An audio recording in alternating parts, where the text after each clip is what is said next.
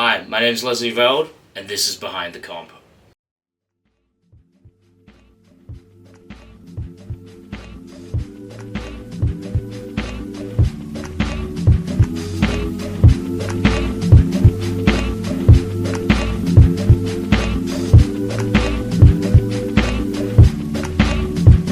Yeah, sharp like an edge of a samurai sword, the mental blade cut through flesh and bone. No, my mind's at peace, the world out of order. Listen, then the heat that gets colder. Oh yes, I have to find my path. No less walk on earth, water and fire.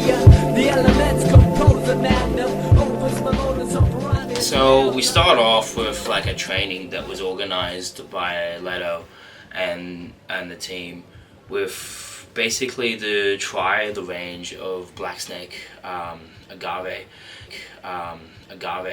It was really cool to have the distillers, Maeve and her partner, to come in and show us like what they've been working on and all that. It's very much a small batch agave, which is very like hands-on and very artisan, which is really cool to actually have. And the cool thing was about it is that they were very transparent with as much details as possible, which can be, as a bartender myself, is knowing those kind of information is really important, especially when you're talking to guests about it. Because obviously when you're spending like somewhere's up to like $100 to like $1,000 or like a good chunk of change into spirits, for basically 30 mils, you want to know where everything comes from, and it's really cool that the fact that it's actually grown and made in Australia, which is really, it's very rare to find. The guys kind of like come out with big hearts, and because basically the competition is that they're competing against essentially the Mexican agave spirits, which have literally been doing this for centuries, and it's really cool what they put out. It's especially the Joven and the Batuga, both are very kind of flavorful spirits. So when they came off with a competition, they wanted to make it like Australian, but also kind of with Australian botanicals. So like after the training, we had a couple of the spirits, and for me, I loved tasting all the spirits, but at the point of the time, at the time, I only had had a coffee for double espresso for breakfast, so I needed to get some food in my system. So me and my friend Max, after the training, we went to King's Cross to get some ramen. Unfortunately, the ramen shop didn't open till 5, so we went to Piccolo Bar instead. Sat down, sang some few Amaros and Negronis and some Glizzies, and essentially have a chat about the cocktail comp coming up. Usually with comps, you usually kind of go down with like an idea or sort of like a bit of a concept that you want to do. The one thing that I was kind of struggling, and one thing that was my big concern about starting this doing the comp, was that because we had to have Australian botanicals with it, and I didn't want to make I could have just I didn't want to make just Australian botanical citrus spirit. Thank you very much, and I wanted to kind of always with these comps. It's always kind of like I wanted to kind of try and push the limits of what can be possible. So I was kind of trying to figure out do I go and forage them? Do I do some stuff? And then obviously I was still quite hungry as well. So we end up going to Bones Ramen, and I don't know why, but I was sitting there at Bones Ramen, and I was having a look at all the at basically the fish frames that they have hang. So one thing that ramen does is it's very flavorful, and how they get a lot of that umami flavors is by basically using fish bones, essentially white fish bones, which they have. And I thought that kind of gave me the inspiration to, you know what, why not just let's add some fish into it. So that was pretty exciting. Question is, firstly, how do we add fish? So that was really the big kind of thing. And then I came across with my mate, had a bit of a call, and he said, you know, like, you know what I tend to do with botanicals, some Australian botanicals, I use pepper berries as spice margaritas. And I was like, spice, savory, that's a pretty good combo. In theory, it works, but in practicality, that's a whole other kettle of fish. All that I want is a little bit of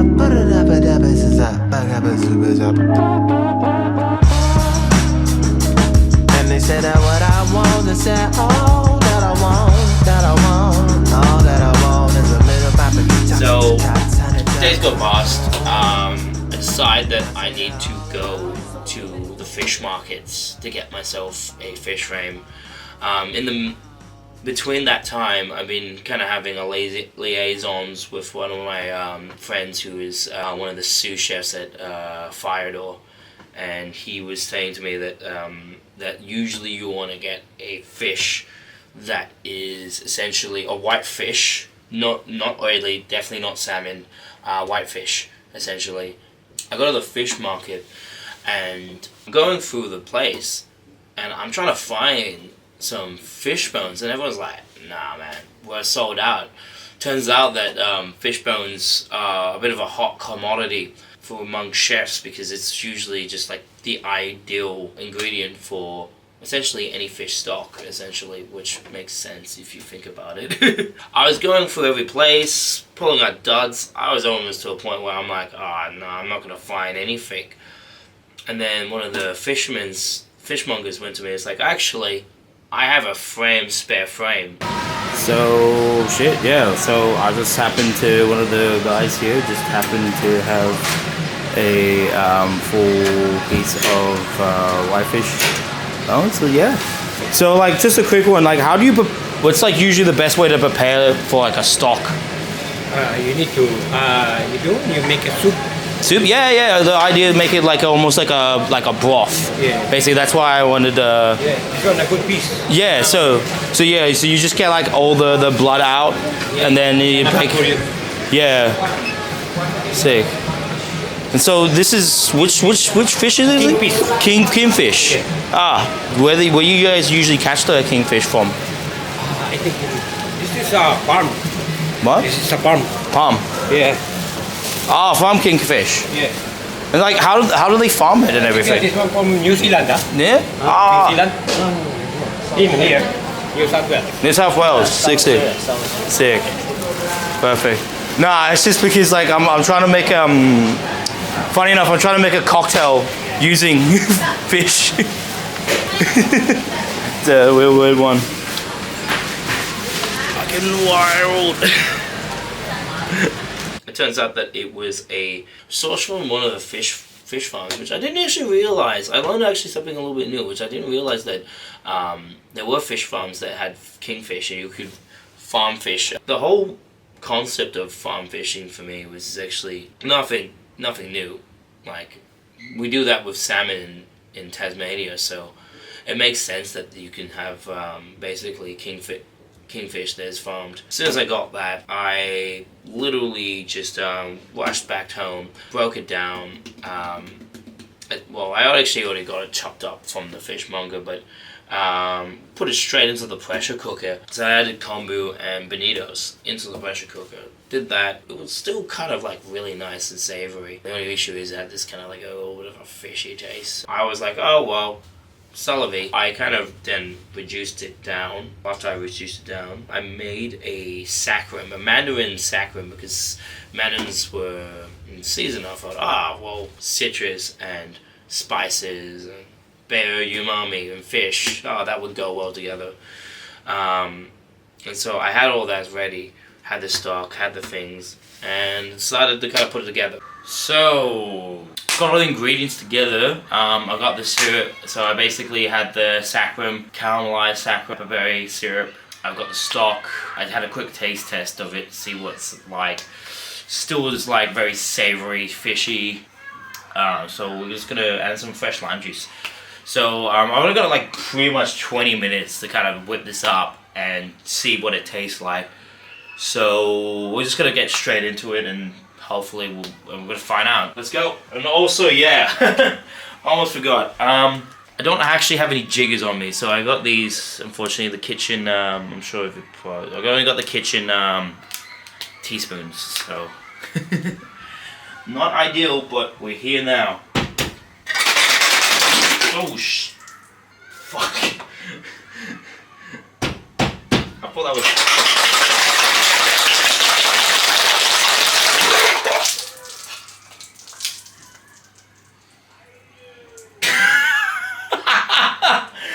Oh, fuck me. Fuck me.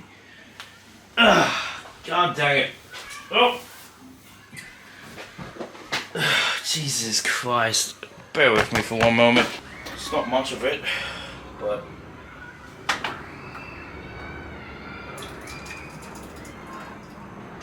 Ready, it's like a pinkish color.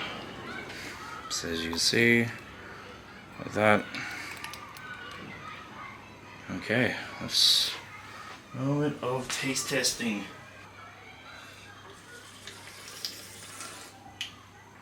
That's really wild. That's very wild. It's like a Chardonnay. It's like a very clean, crisp Chardonnay. I don't know if I like that or dislike that. It's not spicy though. Actually, it's got a bit of spice for it, but it's very faint. So I mean, I'm just cleaning up this mess, but yes. It's very, very, oh god, I can't believe where I'm getting this everywhere. Fuck, man. It's very, very savory. Yeah, I feel like this needs to go back on the drawing board. It dries out very quickly. It just like, it gets, you think it's about to go sweet, but it goes really dry and savory immediately. If this was a wine, I would probably like this, but the more I drink it, it's just so savory. Yeah, because it just starts off like this fruit. And I actually don't even think I can actually taste the pepper berries in this. Actually, nah. I actually think I think I lost it. Yeah, fuck, man. Well, it's fucking what a start. And there's a bit of it where it hits that back part and wants me to just like, nah. So, definitely on the drawing board again. Fuck. Oh, man. Turns out that it tasted like a Chardonnay, and not in a good way. It's one of those things where, you know, you have these ideas, but then when you put them into practice, you know, like you got all these kind of different flavors kind of competing against each other. It was just way too savory. Interesting to taste, but not exactly pleasant to drink.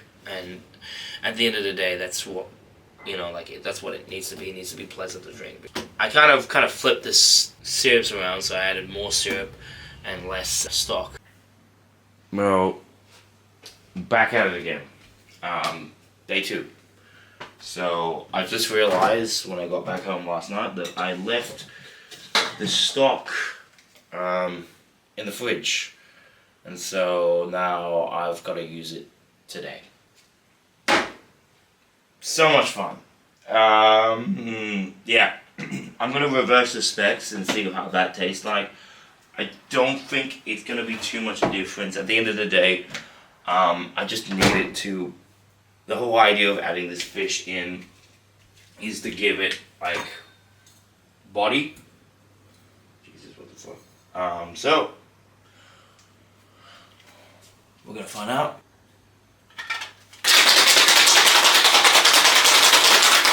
Cheers.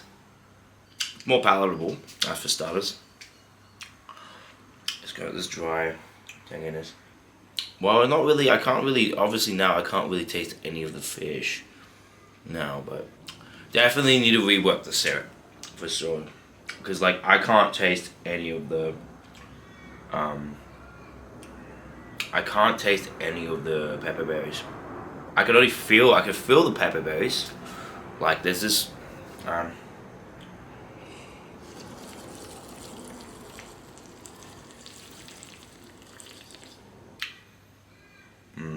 yeah, syrup needs to be reworked.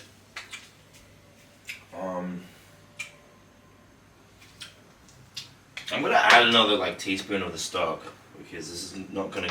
I'm just gonna end up dumping this anyway. It feels very moorish now. Yeah, so I think the main thing I probably have to take away from this is that the spices need to be doubled and probably just scrap the mandarin because I don't think that really is like, it's nice to have a little bit of like a citrus element to it, like a nice little kind of thing, but I think it's, for some reason, I don't know why, because I thought it would be overpowered. I thought the pepperberry would overpower the citrus, and that's what I was hoping for. But it's actually done the opposite. There's a living fish in there. So I kind of like that savory. I don't think you can really. That's the thing about this. And the idea is that like I didn't really want it to kind of like the fishy taste of the fish. I didn't actually really wanted many people to actually really taste the fishy taste. Actually, I just wanted it to be like give it this body, you know, like this really kind of like nice, you know, like it feels. But anyway, see it below.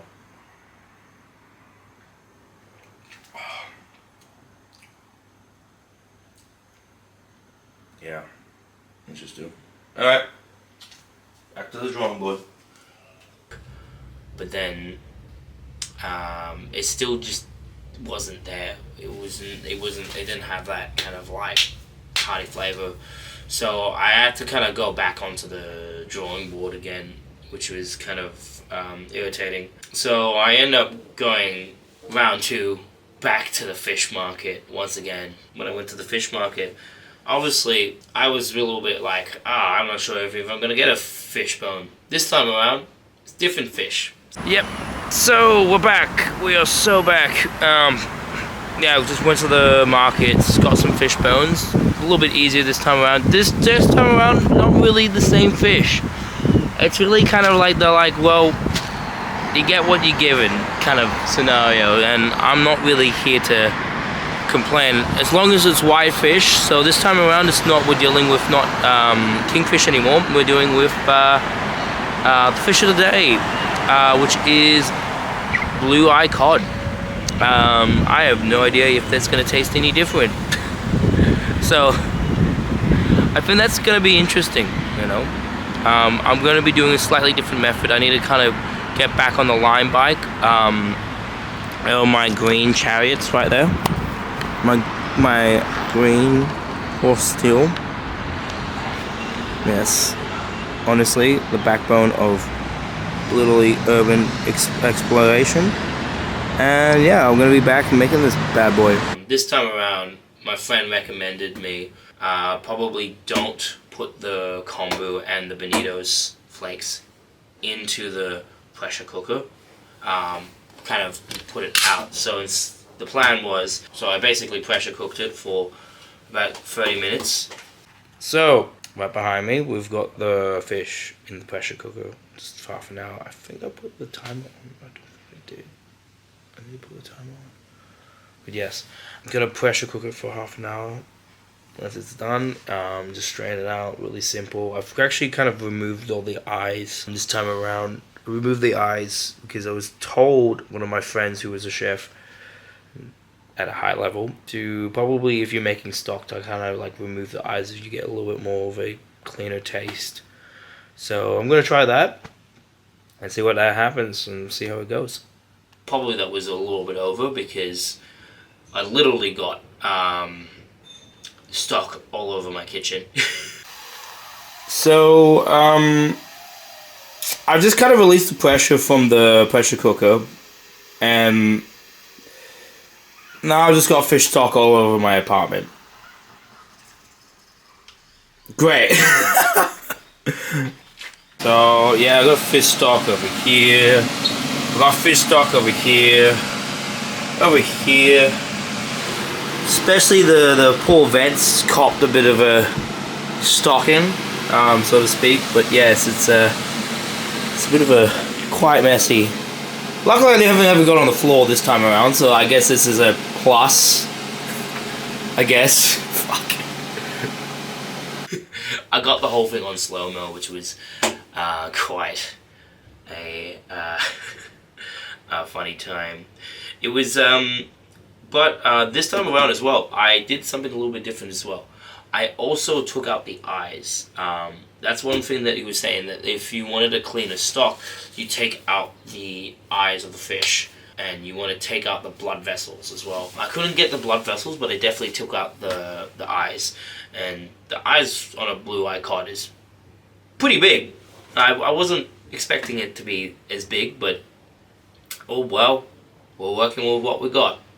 So pressure cooked it, cleaned up my mess. Definitely got some in the vent as well. That was some surprise. I'm still shocked that my apartment does not smell like fish, but anyway, that's always a plus. We take those. Then what I did, after that I got the stock. I then strained it off, add the kombu, but I simmered the kombu for 15 minutes. And then I added after I simmered and strained off the kombu, then I added the bonito flakes, just like tea, basically, like essentially like tea leaves, essentially, and let that sit, and let that just sit in the hot stock for at least, almost like a brewing tea, for at least another 5 to 10 minutes. This is the final stock. So this is a little bit different than the last stock. It's kids. So it's a little bit different than the last stock that I made. For starters, like the last one I did, I just throwed everything in, bonitos and the dry seaweed. This time around I got like proper kelp, like the big thick sheets, blue-eye cod, pressure cooked it, simmered the kelp for half an hour. Basically after I've simmered it, then drain it out and immediately put in the bonitos and just rest it for 15 minutes. Not heated, just almost like brewed like tea for 15. And so we got the final product right here. So yeah, just a bit of a clarity, it hasn't been reduced. So this is actually full. I've also started that as well. I did notice I lost about like 50% of it through the kelp, which is pretty gnarly, pretty high loss, but you know, could be good, could be shit, you know. The smell is a lot different than the last one, because like the last one had like a really strong fishy smell. Now it's almost like, mind you, my nose is a bit blocked, but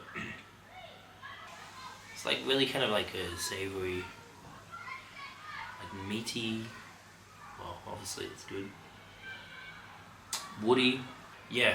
Anyway, let's give it a try. That's already much better. That's already better. That is just way better.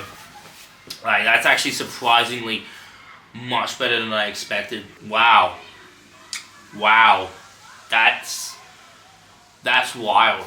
That is incredible. That's way better. Like, so like before you still had like a little bit of like a fishy kind of like taste to it. Like this, nah. It's just all umami. You just get hit with just umami and that's it. And it's like, man, fuck, bro, that's really delicious. Oh, Jesus. This is like, because like another thing I did as well, I took out the eyes as well. Like, so like one of my friends was telling me there's Just like also just try to take out the eyes before you what's it called again? Before you pressure cook it. I did that, and I'm like, oh man, it's just got this like puckery like dryness, like, but it's like a nice savory kind of puckeriness that you get from like chips, like a bag of chips. You know, like sometimes that's why sometimes you have like beer and chips, and sometimes as well because you like basically like crisps. Like as you get them, and it just dries out your mouth a little bit, but it also leaves you with like this kind of like nice little savoriness. It's like a like moreish flavor. Oh man, I just think, oh god, like all I need now, like if I had this, I'd just get some grilled chicken and some noodles, put that together with some veggies. Fuck man, that's some really good stuff. But like, I'm trying to put this now in the cocktail, which is gonna be quite fantastic. Man, I was just, oh, and there's a bit of saline towards the end of it as well, but it's like it's not an aggressive or an egregious. It's just this nice level of this linger saline saltiness. Oh man, oh that's so good. That's so fucking good. Oh man, I think we're onto something here, guys.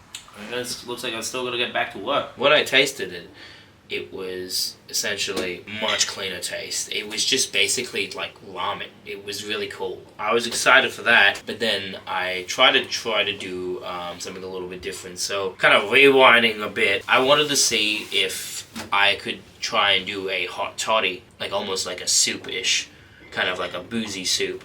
So this is the hot toddy version. Pepper berries, green peppers, simmered it for about 10 minutes in the stock. So there we go. That's interesting. It's not as terrible as the last one, that's for sure. Last one was just really out there. It's interesting. It's like I'm gonna add a little bit of lime juice to see if it changes a little bit. There's 2 drops in there. This is a very savory drink. Pepperish, moreish. It's like mushrooms and woody earth. I do get some pepper notes right at the end, right at the back. It's definitely a step up, but it's not like, it's just, I was about to add like a lot of pepper berries to it, but I dialed it back, and thank God I did, because I think it might have you still get the savoriness and everything, the spice. I might add just a little bit of hot water to it. See if it changes a bit. Because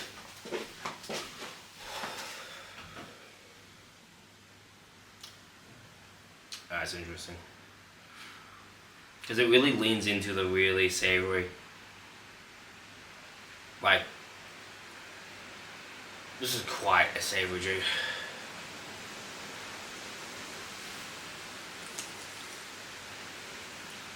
I just get like mushrooms. Like, this is literally the perfect kind of boozy drink to drink right now. But it definitely is not. It's definitely not quite spicy as well. Man, like, it's really kind of like interesting now thinking about it. Like, just sitting here and having it, like, it's not something that like I would just gulp down or smashable drink, but if like, it's definitely like soup. It's really is like a spicy, very spicy, savory soup. It's one of those things where like, this is definitely not a drink for everybody. I can tell you now. There would be people that would straight out hate this. I know one of my managers would hate it.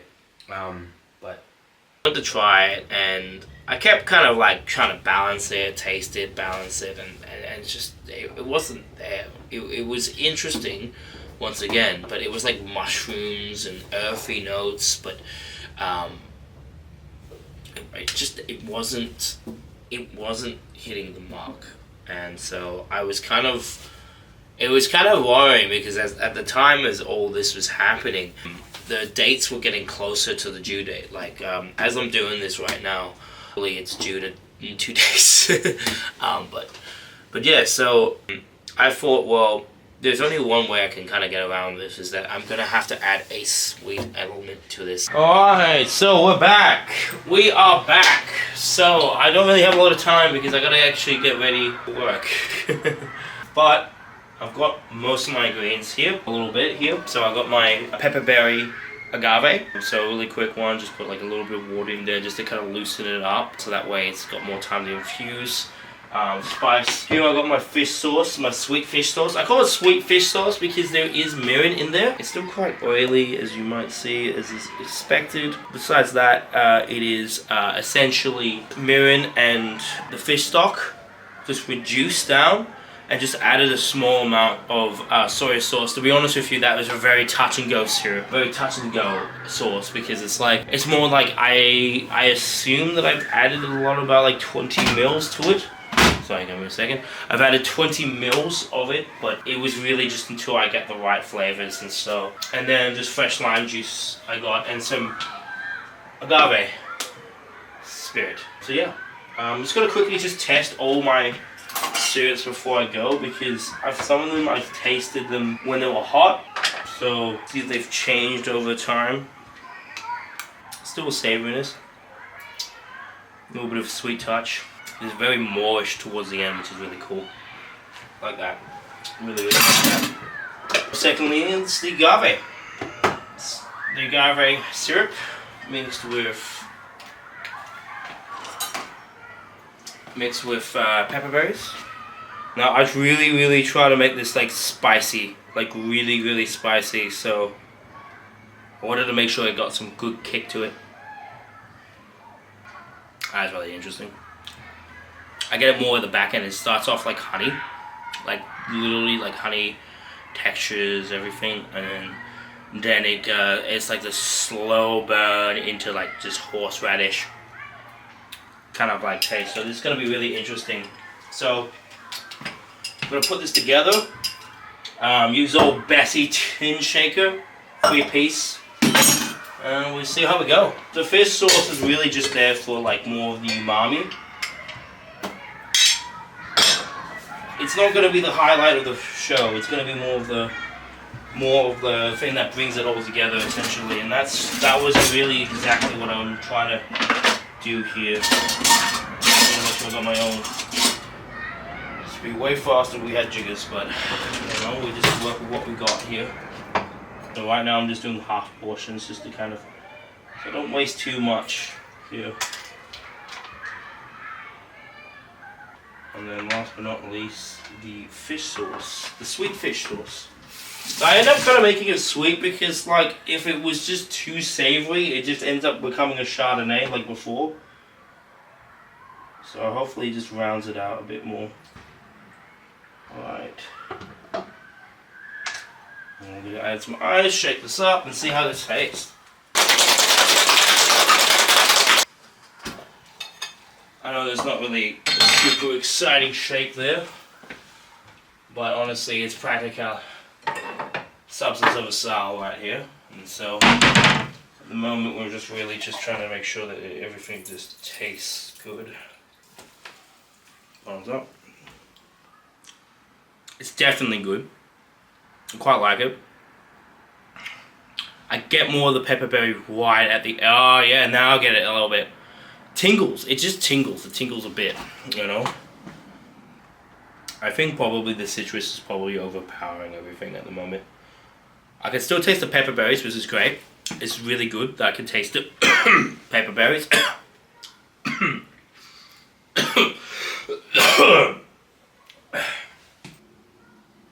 I might just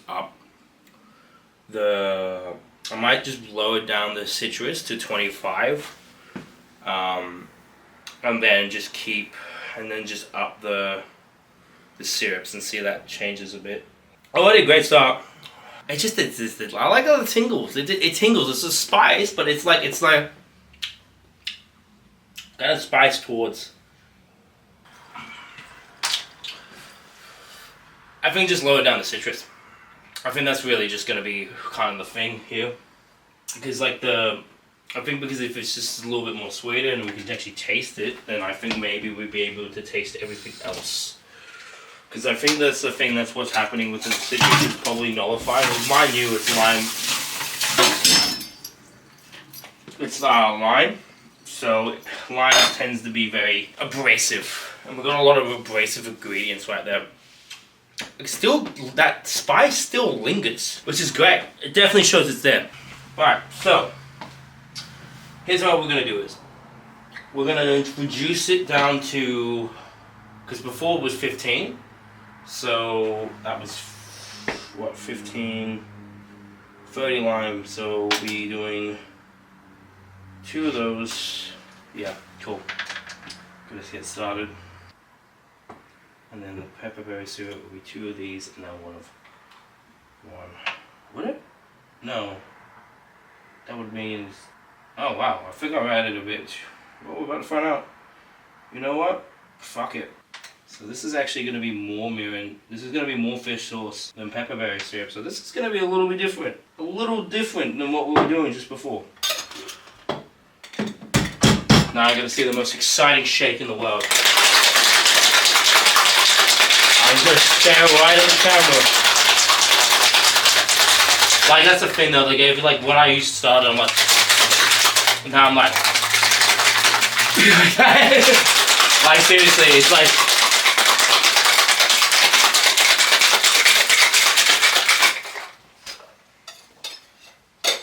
alright, time taste.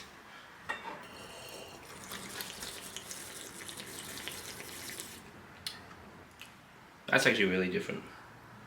It's different, it's very slightly different. It's enjoyable, that's for sure.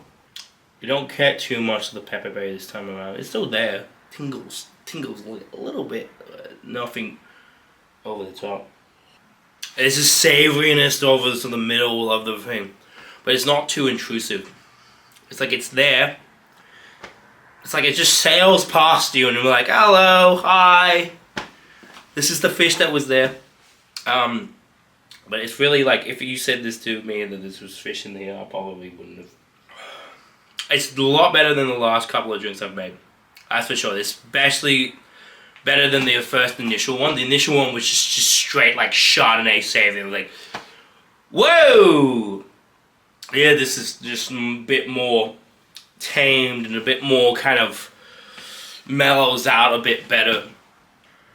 I might actually rock with these specs actually. Now I'm getting a bit more.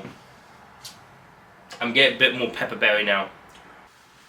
I can still taste the pepperberry, and it lingers right at the end, where you least expect it. Like, I think also I didn't strain it like full coffee strain it, so there's still bits of pepper through it, and it's not a terrible thing either. Like it adds that like pop spice, and you don't really expect it too much. I think I'll probably rock with these specs. I think these ones are the ones I probably rock with much more, because it's just enough pepperberry, just enough. It doesn't like throw the whole thing out. That's really cool. So it guys starts off with a bit of sweet, savory, tangy, and then it eases into the spice. It's like, yeah, so it's like sweet, savory, sweet, sour, savory, and then lingers into spice. That's really cool. I gotta write these down, but I think we might have a winner here. Season a bit.